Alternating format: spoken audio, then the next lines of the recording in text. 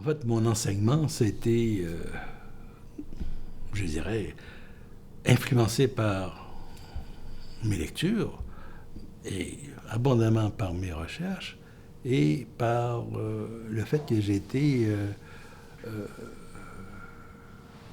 un anthropologue qui a joué à la frontière d'un certain nombre de disciplines pour enrichir l'approche sur un certain nombre d'objets. Et ça, c'est une constante dans tout mon cheminement en anthropologie. Et c'est cette constante-là, je pense, qui m'a amené à voir ou à approfondir autrement les petites nations, les communautés culturelles, les mouvements nationalitaires,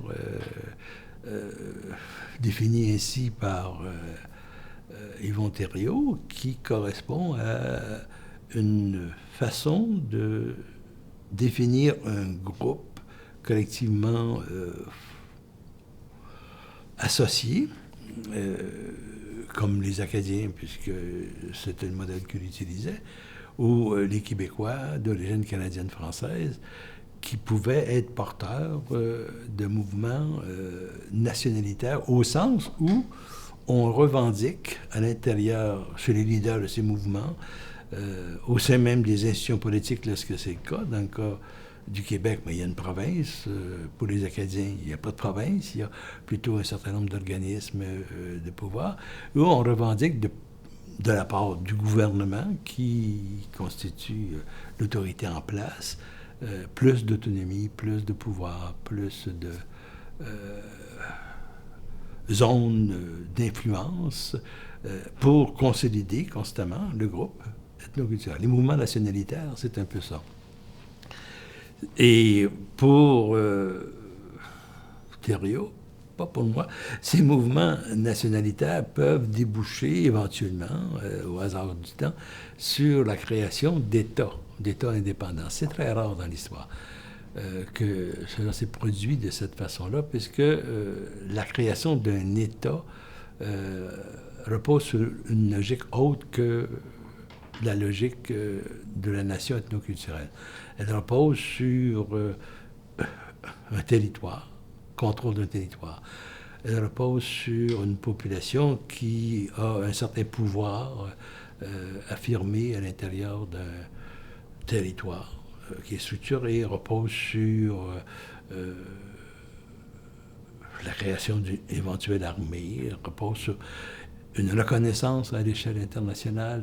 Et ça, c'est tous des mécanismes que j'ai analysés en détail, mais pas au travers de l'anthropologie, sauf peut-être quelques exceptions d'anthropologues qui se sont penchés sur ces sujets-là, mais à l'aide de différents auteurs qui ont traité des États-nations de façon générale, qui ont montré aussi que l'État-nation, au début du 19e et 20e siècle, il y en a à peine 19, puis qu'aujourd'hui, il y en a au-delà de 190, donc ça a été multiplié de façon majeure.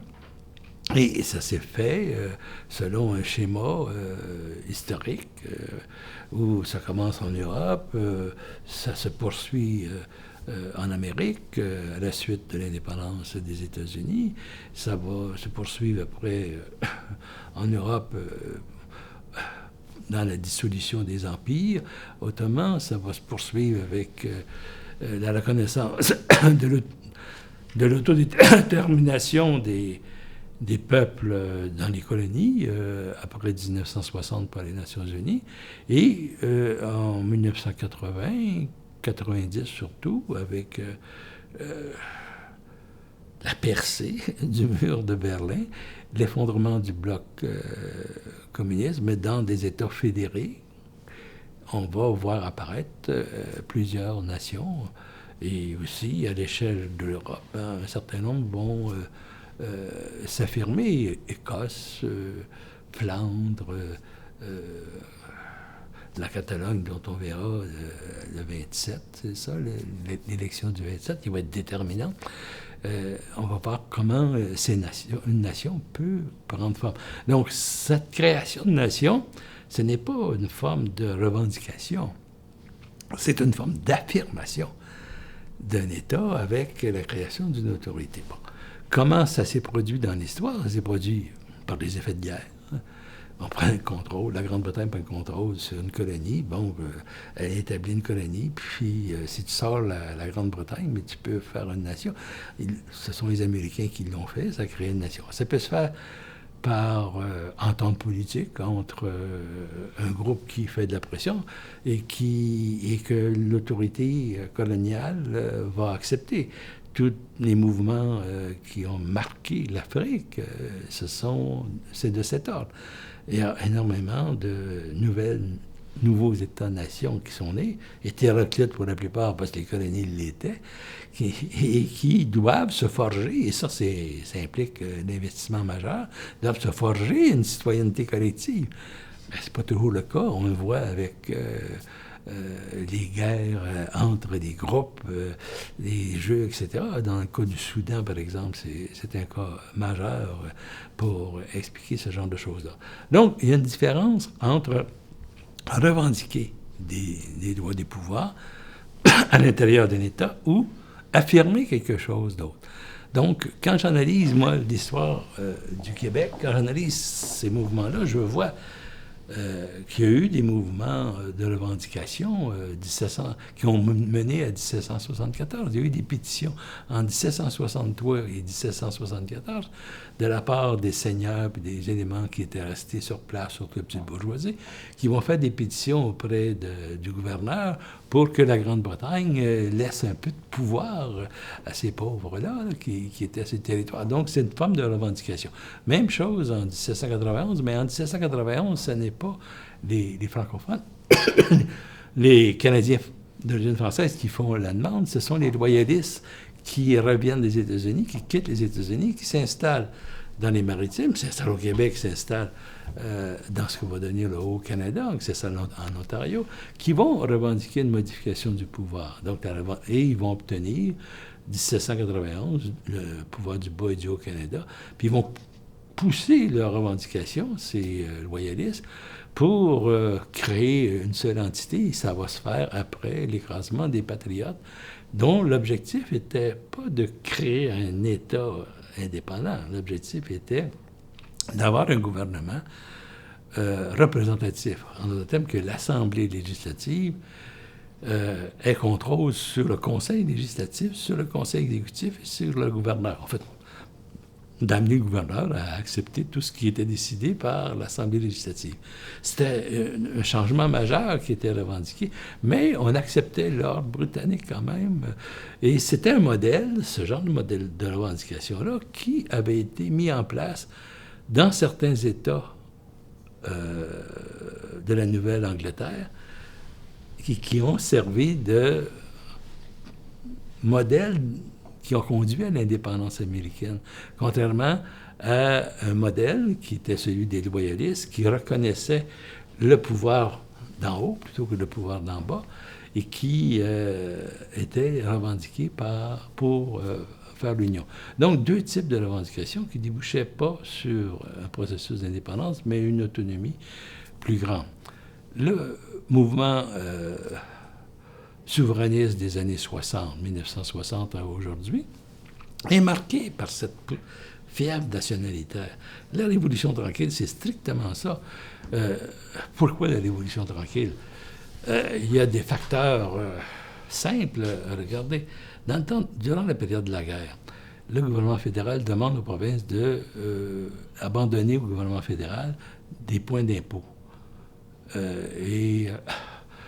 Et pour pouvoir financer l'effort de guerre, il dit aux provinces, après la guerre, on vous retournera ces points d'impôt. Et au Québec, entre 1950 et 1960, ce sont les milieux de la petite bourgeoisie de Montréal qui vont faire des recherches, la Chambre de commerce, etc., pour presser le gouvernement du Plessis à revendiquer ces points d'impôt pour assurer leur développement et leur hégémonie à l'intérieur du Québec. Et ça va donner la Révolution tranquille. Lester B. Pearson, qui n'est pas premier ministre faible, qui est un premier ministre qui est très, très au courant de ce qui se passe à l'échelle internationale, au sens où plusieurs pays africains naissent, deviennent des États, et il dit, ben, si je fais rien, si je ne réponds pas à ces demandes-là, je risque d'avoir un mouvement d'indépendance contre le Canada, donc il va accepter. Ça, on n'en parle pas non plus dans l'histoire. Il va accepter de retourner des points d'impôt avec des programmes, en autant que le Québec réalise des programmes un peu à la manière du Canada, mais à la façon du Québec. Bon. Ça donne l'entrée de fonds majeurs, et c'est ça, ces fonds-là qui vont être utilisés pour refaire l'État québécois dans une perspective nationalitaire. C'est d'affirmation du fait français avec le respect des populations autochtones, le respect des populations anglophones. Ils ne pouvaient pas faire autrement, ça relève du Canada. Donc, ils devaient les respecter, mais l'objectif était de relancer les Canadiens, de les sortir du drame humain dans lequel ils se retrouvaient. Donc, strictement nationalitaire. Et quand vous regardez, quand on analyse clairement le référendum de 1980, il est dans cette optique-là. L'objectif n'est pas de faire l'indépendance, l'objectif est de faire la souveraineté. Tu sais, j'ai parlé de l'accordéon, mais d'ouvrir l'accordéon au maximum pour avoir du pouvoir, mais en association, en d'autres termes, on va jouer avec vous autres l'accordéon, en association avec le Canada. Et ce qu'on fait, c'est la revendication, c'est ça. Pourquoi cette revendication est de cet ordre-là? C'est qu'à l'époque, tu n'as pas des ententes telles l'ALENA, qui fait que l'économie du Québec est moins dépendante de l'économie canadienne. Donc, l'évêque, même Parizeau, vont aller dans la direction d'une souveraineté association, de revendiquer et de mettre en place des programmes politiques qui sont au Québec, sans se séparer du Canada, parce qu'il y aurait eu un problème là, d'échanges commerciaux éventuels, hypothétiques, mais ils le voyaient. Donc, ils ne vont pas aller dans cette direction-là. Et ils restent dans le nationalitaire. Parizeau va être dans la même ligne de pensée, même si dans le fond de sa tête, il veut un pays, il reste dans la même logique, il parle de souveraineté partenariat. Pourquoi met-il partenariat? C'est pour conserver le vote canadien-français d'origine, mais aussi pour, sachant, parce que c'est un économiste futé, sachant que l'ALENA et l'ALE étant déjà en place, l'économie du Québec est beaucoup moins dépendante que de l'économie canadienne qu'elle l'était à l'époque de la souveraineté association. Donc, dans les deux cas, ce sont deux mouvements nationalitaires, dont un est aujourd'hui présenté comme un mouvement indépendantiste, ce qui n'était pas le cas. Et avec PKP, là, on a une toute autre approche. Pierre Calpelado, on a une toute autre approche, parce qu'il me semble qu'il l'aligne dans l'indépendance et non pas dans la souveraineté partenariat. Il place l'alignement dans l'indépendance. Il parle même de relations avec le Canada qui sont des relations d'État à État et non pas de relations d'un pouvoir provincial rehaussé, revampé, avec un gouvernement fédéral ratatiné un peu, là, qui va s'occuper du reste du Canada, à l'exception du Québec, pour l'ensemble des programmes sociaux. Un peu ce que la Grande-Bretagne est en train de faire avec l'Écosse, là, ou essaie de faire avec l'Écosse. Donc, le mouvement, en fait, la Grande-Bretagne cherche actuellement à transformer la revendication écossaise en mouvement nationalitaire. Ce qui pourrait être aussi le cas du gouvernement espagnol par rapport à la Catalogne. Mais là, ça va être beaucoup plus compliqué. Tout dépend du résultat qui va être obtenu. Si le résultat est une majorité de députés pro-indépendance avec un support ou un appui électoral majoritaire, à mon avis, il n'y a plus d'entente possible, ça va être l'indépendance. Par contre, si la majorité des députés puis un appui non majoritaire, là, l'Espagne va pouvoir essayer de négocier quelque chose d'autrement. Donc, tout ça pour dire que ça se joue sur des logiques qui n'ont rien à voir avec la dimension ethnoculturelle.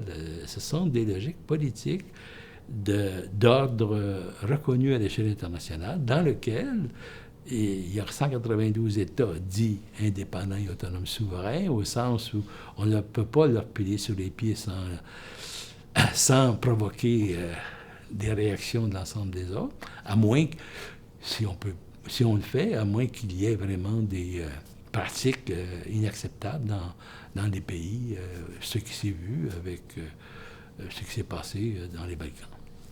Donc, mouvement nationalitaire, mouvement d'affirmation, ce sont deux choses. Et dans le mouvement d'affirmation, si je tasse les mouvements nationalitaires, dans le mouvement d'affirmation, il y a des règles explicites des Nations unies pour reconnaître des États-nations ou des États souverains. L'un d'eux, ce sont les droits des minorités. Ce sont, en plus de questions de territoire, contrôle politique, etc., il y a le respect des droits reconnus par les Nations unies. Et ces droits, c'est la reconnaissance des minorités. Il fait partie de la reconnaissance. Un pays qui se dirait « je suis indépendant » puis qui aurait des politiques négatives à l'égard des minorités nationales ne pourrait ne pas être reconnu par l'ONU. Ça aussi, ce sont des choses qu'on oublie. Donc, si le Québec s'aligne sur le mouvement québécois, s'aligne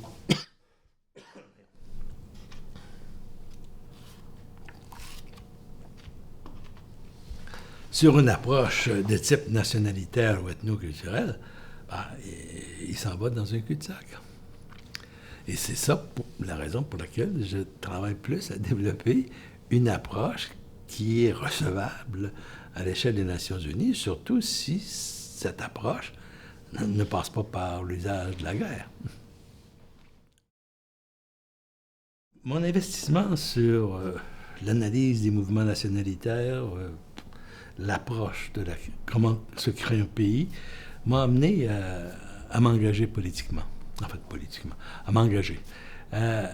Donc, en plus de débattre de ces questions dans différents colloques, dans des écrits, d'écrire à la presse, au devoir, etc., j'ai travaillé à créer un mouvement qui s'est appelé, parce qu'il n'existe plus, le Rassemblement pour l'indépendance du Québec, qui se voulait strictement une suite de ce livre que j'avais fait.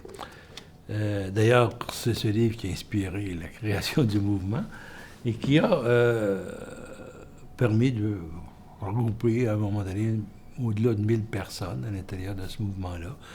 On tenait un colloque tous les ans sur des sujets très précis, puis on existait comme groupe dans les médias puisqu'on a signé plusieurs textes collectifs de 5-6 personnes à la fois pour faire valoir des idées, notamment concernant la citoyenneté, concernant le système politique, concernant la situation dans laquelle se trouve le mouvement indépendant, en fait le mouvement souverainiste, pour en critiquer la dimension nationalitaire et faire valoir la dimension d'affirmation politique. On a même écrit un livre en groupe, il y a 2 anthropologues là, qui en font partie, André Campeau et moi, et pour sortir, en fait, le livre, c'est « Sortir le Canada du Québec ». Ce n'était pas de sortir le Québec du Canada, puisque sortir du Québec du Canada, c'est comme un repli, tandis que sortir le Canada du Québec, c'est dire aux institutions canadiennes, allez-vous-en, on va s'occuper tout seul de ça. Donc, c'est une autre approche. Et dans ce petit livre-là, on mettait de l'avant l'ensemble des idées développées par le Rassemblement pour l'indépendance du Québec à l'intérieur de ces colloques-là. Donc ça a été une production, ce tirage de 2000 qui s'est vendu à 1800. Pas si mal. Donc, pour ce genre de produit, parce que ça a pour titre un manifeste, et au Québec, un manifeste, le maximum de tirage, m'a-t-on dit, c'était 800. Donc, on a eu 1800. On était consolés. Mais ça n'a pas permis de faire valoir nos idées au-delà quand même d'un certain groupe restreint. À l'intérieur de la discussion qui s'est faite au sein du mouvement souverainiste, il y en a eu une qui concernait la façon de relancer le mouvement et via le référendum. Comme il y avait eu la loi de clarification du gouvernement fédéral et la réplique par le gouvernement du Québec d'une loi où le Québec était souverain, il le sera toujours, qui est une approche strictement nationalitaire, à mon avis. Il y a eu différentes avenues qui ont été mises de l'avant. Et c'est là, à ce moment-là, que moi j'ai vu, compte tenu de ce que je savais sur la façon dont se créent les États souverains, les États-nations, ou les États souverains, je me suis rendu compte que la loi sur la clarification piégeait littéralement tout au référendum au Québec. Et c'est ce que j'ai expliqué là-dedans, que ça s'est appelé pour sortir, j'aime ça sortir, pour sortir de l'impasse référendaire. Et ça n'a pas eu un succès terrible. Mais j'ai discuté l'approche développée par Robert Laplante, celle développée par Parizeau, celle développée par les ultranationalistes. Et j'ai mis de l'avant une autre approche qui est celle d'une double majorité lors d'une élection décisionnelle. Par hasard, c'est ce qu'on verra le 27 septembre en Catalogne. C'est le genre d'élection que le premier ministre de la Catalogne a décidé de faire. Il fait une élection référendaire et cherche à avoir la double majorité. Parce que, obtenant la double majorité, ce n'est pas un mandat négocié qu'a le gouvernement. C'est un mandat d'affirmer. C'est tout à fait différent. On n'est pas dans une perspective de revendication, on est dans une perspective d'affirmation. Et c'est ce que j'ai mis de l'avant dans ce livre. Et tout ce que j'espère, c'est que la Catalogne va réveiller un peu l'idée qui est véhiculée. Idée qui vient d'être reconnue par un professeur de Princeton University, conseiller du gouvernement catalan, qui reconnaît que dans un tel cas, il y a légitimité de la part de la Catalogne de s'affirmer indépendant à l'échelle internationale. Le problème qui va rester, c'est la reconnaissance de la Catalogne par les autres pays. C'est évident que l'Espagne va avoir un certain poids sur les épaules, mais il ne faut pas oublier que la Catalogne, à l'échelle européenne, depuis 20 ans ou depuis 25 ans, a recyclé son économie pour s'intégrer plus à l'Europe et sortir des liens avec l'Espagne. Et ça va jouer énormément à l'intérieur de la dynamique. Ça va animer les décisions qui vont être prises par les pays et les pressions que ces pays vont faire sur l'Espagne pour laisser la Catalogne devenir un État souverain. La Catalogne faisant ça, l'Écosse pourrait suivre après. Et si on rêve un peu, ça pourrait être le cas du Québec. Donc, ça, c'est mon engagement que je continue à faire au travers d'écrits. Même, je prends mon temps, parce que la retraite aidant, je prends mon temps commenter dans les journaux, parce qu'il y a des journaux où tu as des espaces où tu peux commenter l'auteur de l'article. C'est le cas du Devoir, là. Dès qu'il y a une idée un peu croche par rapport à celle que je défends, il y a tout de suite un commentaire qui s'ensuit. Je fais la même chose. En fait, j'ai essayé de faire la même chose dans le Journal de Montréal, c'est plus difficile. Il y a un paquet de gens qui écrivent avec des pseudonymes, puis toutes sortes d'idées folles, ils passent n'importe quoi, donc c'est très difficile de tenir un langage sérieux, j'essaie, mais irrespectueux, mais c'est pas facile. Donc, je continue à faire mon rôle de pédagogue à l'intérieur des médias. Je peux pas le faire là, après, je peux pas le faire ailleurs, mais là, je continue de le faire parce que c'est plus fort que moi. Je ne sais pas pourquoi. Peut-être parce que j'ai un besoin d'affirmer, faire connaître ce que je découvre, ce que j'apprends. Comme j'ai eu un besoin, peut-être un besoin, j'ai eu un comportement au collège classique qui était de... J'écrivais des poèmes. Bon, tu écris des poèmes, tu peux les lire, tu as trouvé fin, intéressant. J'ai décidé de les coller sur les murs. Bon, là, ça a créé un problème. Le recteur, je pense qu'il n'y avait pas d'affinité trop avec moi. Le recteur m'a menacé de m'expulser parce que, bon, les murs, ça ne m'appartenait pas. Coller des poèmes sur des murs du collège, c'était pas jugé un comportement acceptable. Et j'ai été défendu par, on l'appelait à l'époque le frère Toc, mais c'était un franciscain assez bien nourri, qui ressemblait au frère Toc. Et lui m'a défendu en disant, mais s'il écrit des poèmes, c'est déjà beaucoup. S'il les met sur les murs, c'est déjà mieux. Donc, j'ai été sauvé d'une expulsion grâce au frère Toc. Ben, cette pratique-là a toujours été constante chez moi, peut-être parce que j'avais baigné quand j'étais au collège classique, surtout, on appelle ça la belle lettre, là, la période où on découvrait les auteurs français. J'ai été très intéressé par la littérature, très intéressé à l'époque par le cinéma. J'avais même eu l'occasion d'avoir une rencontre de groupe là, avec Claude Jutras, qui nous avait parlé de ses films, etc. Mais il trouvait qu'on n'était pas très bien garni en bibliothèque. C'était bien, ça. Et il y a aussi des personnages là, qui... chansonniers ou autres. Même René Lévesque était venu au collège faire un exposé du monde. Peut-être c'est ça aussi mon ouverture au monde, l'influence de René Lévesque, mais c'était fascinant d'écouter ces personnages derrière 3 cigarettes qui nous parlaient de l'ordre du monde comme si ils connaissaient tout ça. Effectivement, ils connaissaient assez bien ça.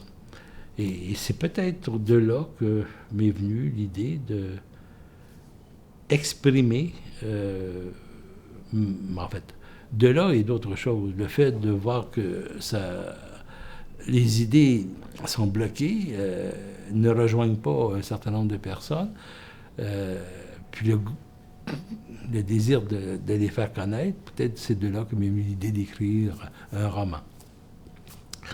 On en reparlera tantôt.